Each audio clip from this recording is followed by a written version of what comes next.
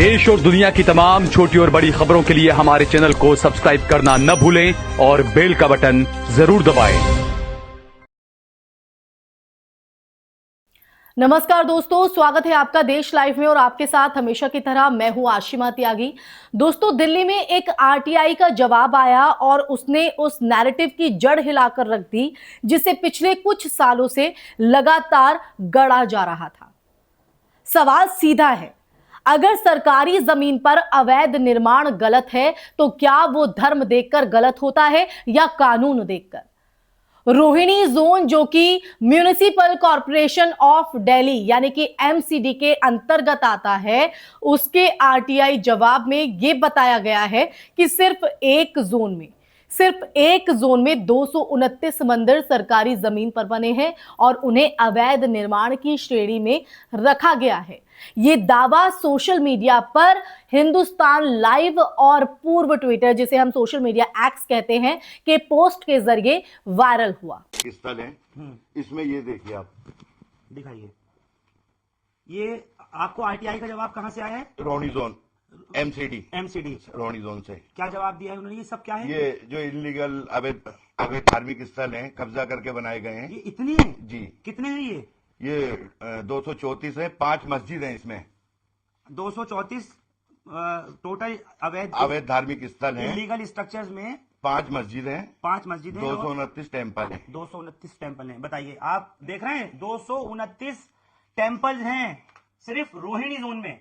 जो मैं नहीं कह रहा, जो ये नहीं कह रहे सैयद मोहम्मद उमर, बल्कि कौन कह रहा है? ये जवाब आया है एमसीडी की तरफ से। ये देख लीजिए जरा, एक बार ये गौर से जरा पढ़ लीजिएगा। मैं थोड़ा रुक रुक के पढ़ा रहा हूं, आप लोग जुड़े रहिए आज लाइव में। ये देख लीजिए क्या है पूरा सच, क्या है पूरी घटना, बताऊंगी आपको, लेकिन उससे पहले आप लोगों से अपील, इंसाफ की आवाज को बुलंद करने के लिए और सच्ची पत्रकारिता के लिए हमारा यानी देश लाइव का सहयोग करें। साथ ही डिस्क्रिप्शन में दिए गए लिंक को ओपन कर ज्वाइन बटन दबाकर आप हमसे यानी देश लाइव से सीधा जुड़ सकते हैं। दोस्तों चर्चा को आगे बढ़ाते हैं और पूरा सच यहाँ पर जानते हैं कि आखिर सरकारी जमीन जो है वो क्या उस पर धर्म देखकर ही कार्रवाई होती है, किसी ने अवैध कब्जा किया हुआ है, या फिर एक कानून के तहत ही?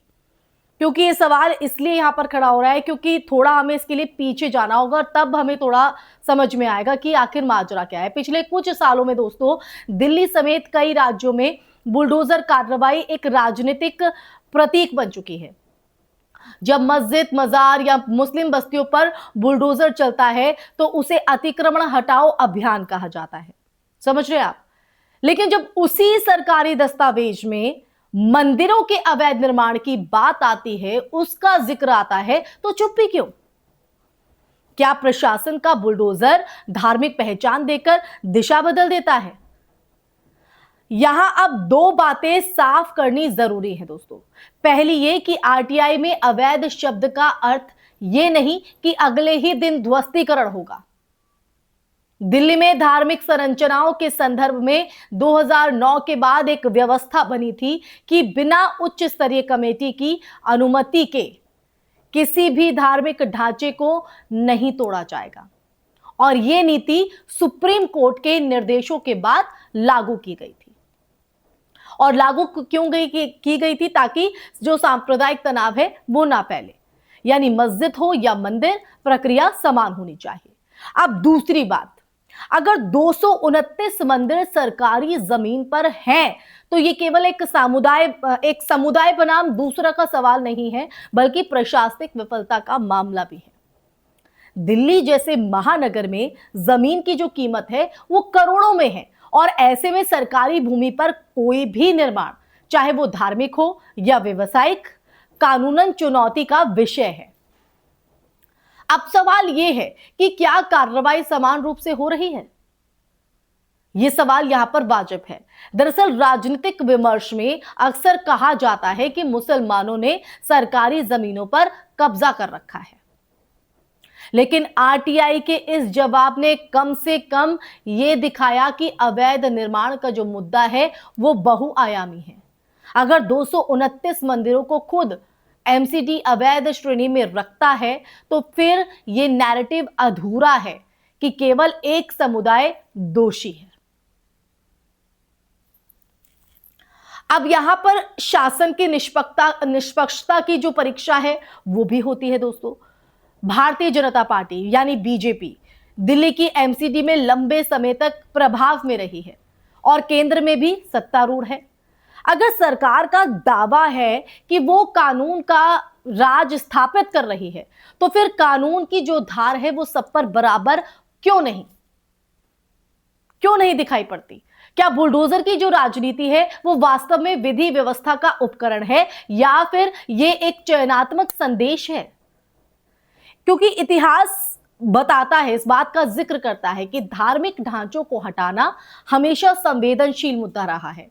दिल्ली में 2015 और 2020 के बीच भी कई जगह मंदिर और गुरुद्वारे हटाने की जो कोशिश है, उन कोशिशों पर स्थानीय विरोध हुआ था और इसी तरह मस्जिदों या मजारों पर जो कार्रवाई है, उस कार्रवाई के दौरान भी तनाव पैदा हुआ।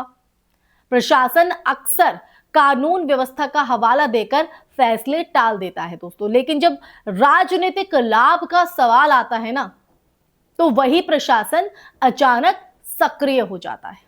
इस पूरे विवाद में दोस्तों एक बात यह है कि एक और पहलू है कि मीडिया की भूमिका।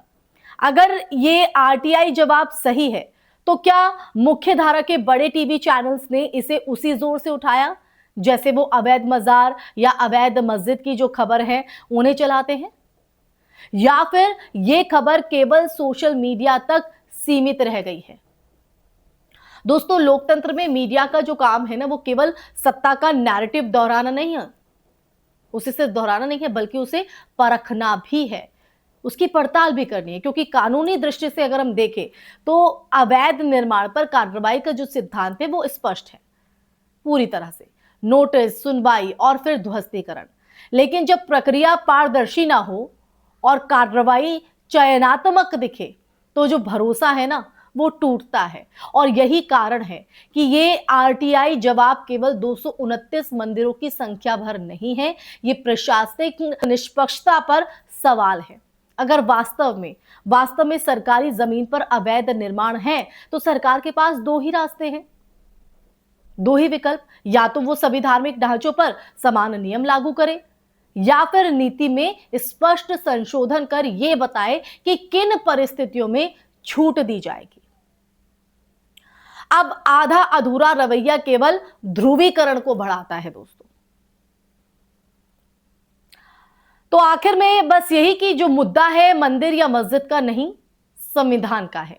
अनुच्छेद 14 समानता की गारंटी देता है और अगर बुलडोजर कानून का प्रतीक है तो उसे बिना भेदभाव चलना चाहिए, और अगर उसे राजनीतिक हथियार बनाया जाएगा तो जो सवाल है वो उठेंगे और उठते रहेंगे। लोकतंत्र में जवाबदेही ही जो है वो असली कसौटी है। आग जब लगती है तो वो दीवारों की पहचान नहीं पूछती है, वो सिर्फ ये देखती है कि ईंधन कहां ज्यादा है।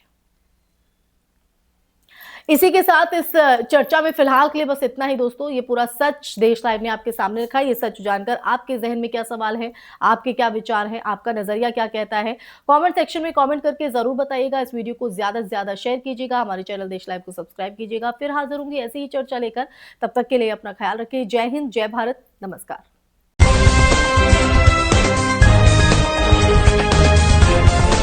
देश और दुनिया की तमाम छोटी और बड़ी खबरों के लिए हमारे चैनल को सब्सक्राइब करना न भूलें और बेल का बटन जरूर दबाएं।